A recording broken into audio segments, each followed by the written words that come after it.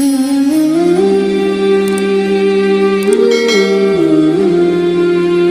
you about a society which had bigger masjids than you had, which had bigger scholars than you had, which had bigger darulooms than you had. This was Muslim Spain.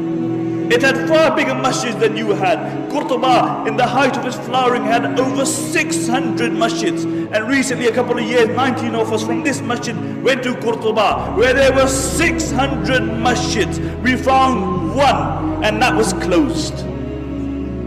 Why? What happened? Because these were people who forgot Allah, and Allah made them forget themselves. And you look at the scholars of Spain. Who were the scholars of Spain? There were the likes of Ibn Hazm, there were the likes of Imam Qurtubi, there were the likes of Ibn Abdul Barr, there were the thinkers like Ibn Sina, Ibn Rushd. These were people who were the backbone of Islamic learning. There were no greater scholars than these in the history of Islam. And Andalus, Spain, was built on the model of Medina.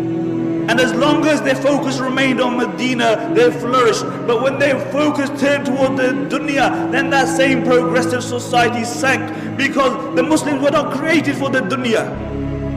The Muslims were not created for the dunya. The Muslims were created for the hereafter. We are Abdullah. We are the slaves of Allah subhanahu wa ta'ala. And the highest status that we can reach is that we will remain the slaves of Allah subhanahu wa ta'ala. This very society, Spain, when their own people, their focus became the dunya, then every single person was concerned about himself. He was concerned about his own kursi. And the narrations mention that the rulers of Spain, what they would do, that the Muslims would actually make treaties with the Christians, and they would fight against their own Muslims.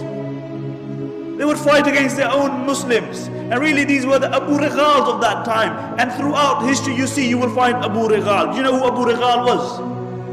Do you know who Abu Righal was? Abu Righal was a man who lived in Taif. And when Abraha, the Yemeni Christian governor, came to destroy the Kaaba, Abu Righal told him, look, I'll show you where the Kaaba is as long as you give me a few pounds. So Abraha agreed. When Abu Righal reached the outskirts of Makkah, he died. And what the Arabs would do, they would pelt his grave with stones, because he was a man who was ready to sell his religion and his people for $1 and a dime. And until today, the Arabs say, if they see a person of a deceptive nature, they say, "Who Abu Righal? He's Abu Righal." And these were the Abu Righals of that time. And one place after the other fell in Muslim Spain. One place after the other, until there was only one place left, and that was Granada. And Granada fell 50 years after the rest of Spain. Until Abu Muhammad, he drew a treaty with the Christians on the condition that he would allow them to take over, on the condition that they would not persecute the Muslims, that they would not forcefully convert the Muslims, that they would not remove the Muslims from their post. And when the Christians came in, the first thing they did, they reneged on their promise. And when they entered the Alhambra Palace, have you seen the Alhambra Palace? Wallahi, when you look at the Alhambra Palace, the eyes marvel at the architecture and artistry. It is an amazing palace, and throughout the palace you will see one word, La Ghaliba illallah. That dominance is only for the sake of Allah. Dominance is only for the sake of Allah. Where are those people who wrote La Ghaliba illallah? Where are those people? See, La Ghaliba, the engraving remained on the walls, but the reality of it was removed from their hearts. And the reality is that the Alhambra Palace, to a great degree, encompasses the decline of the Muslim Ummah, whilst the mud hut in which Umar ibn Khattab radiallahu anh lived embodies the spirit of Islam.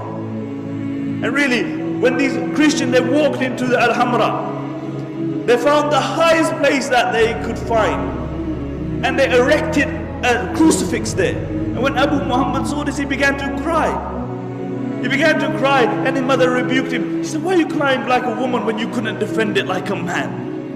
Why are you crying like a woman when you couldn't defend it like a man?" And this is our state today, really. We whinge about everything. We blame everybody else besides ourselves. We blame the Christians, we blame the Jews, we blame everybody else. But it's one person we don't blame, it's us. We even blame time.